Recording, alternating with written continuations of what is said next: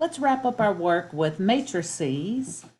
First, by defining the identity matrix. This is a guy we saw earlier.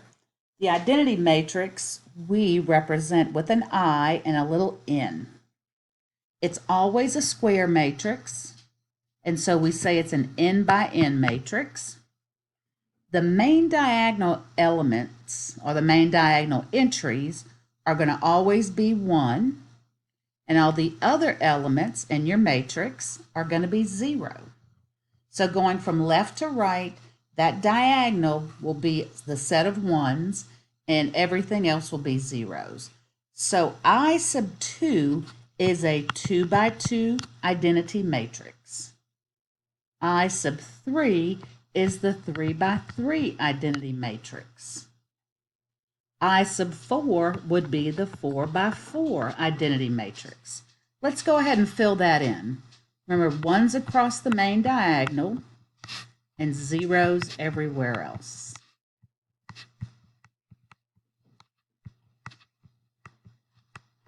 Yeah, we saw that earlier. Let's find it. Let's see, it was F and B.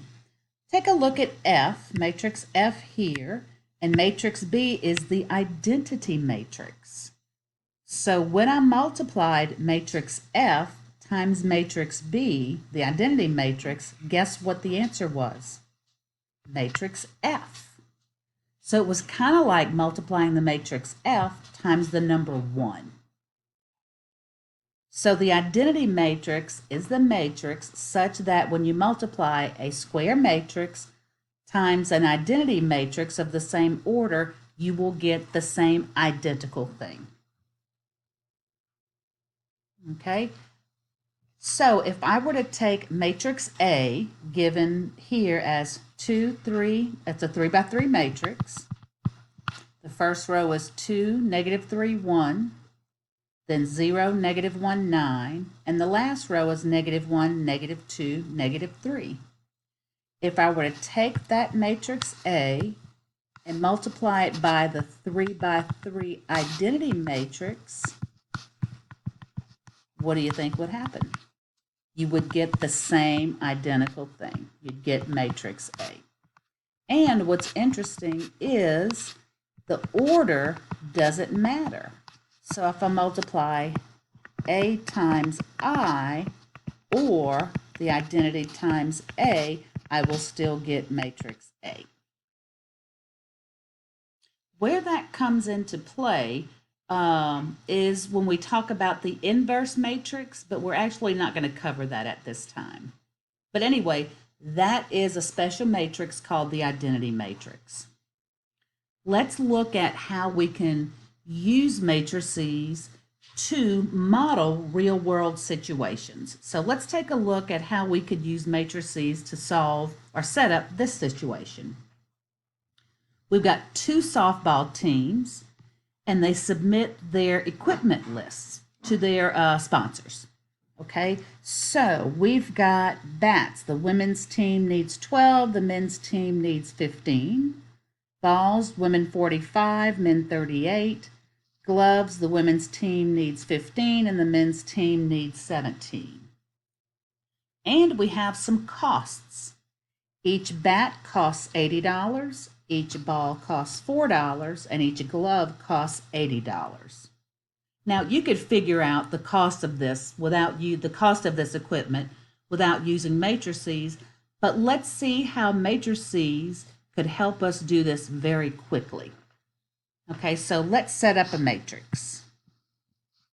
I'm going to set up the women's team and the men's team. So I'm just going to note we got women's and men's. We've got a column of 12, 45, 15, and a column of 15, 38, and 17. Then we have a cost matrix. And the cost matrix is $80 for $80 for bats, $4 for balls, $90 for gloves. So we need a matrix that has an 80, a 4, and a 90. I could set it up as a column But that's not going to allow me, let me just show you, if I set it up as a column, 84 and 90. That's not going to allow me to multiply these matrices so I could find the total cost because the dimensions aren't correct. This is a 2, excuse me, not a 2, excuse me. This is a 3 by 2 matrix. And this guy is a 3 by 1 matrix. Those guys can't be multiplied out. So let's set this guy up as a row matrix rather than a column matrix. So if I set him up as a row, he would be an 80, a 4, and a 90. And his dimension would be 1 by 3. Okay, so the column matrix is out. How could I take this row matrix and multiply it by the women and men's equipment matrix to find the total cost? Look at the dimensions. This one is a 3 by 2. Can I multiply a 3 by 2 times a 1 by 3? Nope, can't do that. But could I multiply a 1 by 3 times a 3 by 2? Yes, I can. So what I need to do here is multiply my cost matrix, which is 80, 4, and 90, times my equipment matrix to find my total cost. So I would set these up in my calculator. Here's matrix A, which is a 1 by 3, and here's matrix B, which is a 3 by 2. So the result would be a 1 by 2 matrix giving me the cost for women's and men's team separately. Take a second and set those up in your calculator.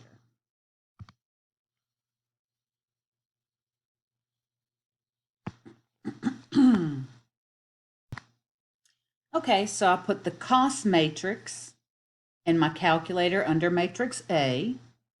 I put the equipment matrix in my calculator under matrix B. Then I did A times B. And when it multiplied a row times a column. So it multiplied the cost, $80, for each bat, 12 bats. And then it added those up. So you should get a cost of $24.90 and a cost of $28.82. And that represents for the women's team and then for the men's team. So this is a way working with matrices could help you determine, in this case, some total costs. Let's check out this last one. At a local store, the number of gallons of skim milk, 2% milk, and whole milk sold over the weekend are represented by matrix A. So we have 3 days, Friday, Saturday, Sunday. So each row represents a day, and each column represents the type of milk. The selling prices per gallon and the profits per gallon for the 3 types of milk are represented by matrix B. So in matrix B, the first column is the selling price, the second column is the profit. First, how about we state the dimensions? This first one is a 3 by 3 matrix, and this second one is a 3 by 2 matrix. So if I multiply matrix A by matrix B, I would be multiplying a 3 by 3 times a 3 by 2, and that's going to work out because the 2 guys in the middle are equal. And my result is going to be a 3 by 2 matrix. So when I multiply this out, it's going to tell me the selling price total and the profit total for each of those 3 days, multiplying matrix A times matrix B. Because I'm going to multiply this row, which represents Friday, by this column, which represents selling price, and that'll give me the total selling price for Friday.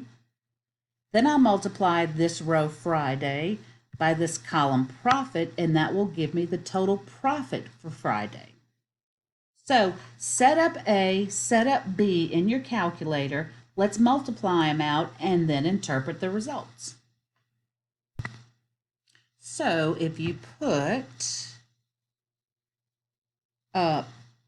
matrix A in your calculator, matrix B in your calculator, and then multiply A times B, what you end up with is a 3 by 2 matrix, 3 rows, 2 columns, and the first column represents the selling price of the milk, the second column represents the profit for the milk, and each row represents the 3 days in that weekend, Friday, Saturday, and Sunday.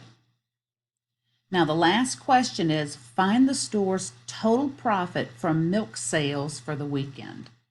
Well, to do that, all we need to do here is add this column up. So if we add these together, that will give me total profit over the weekend. So I'll let you add that up. So that ends up our work here in Chapter 7, Section 7.2. Please let me know if you have any questions.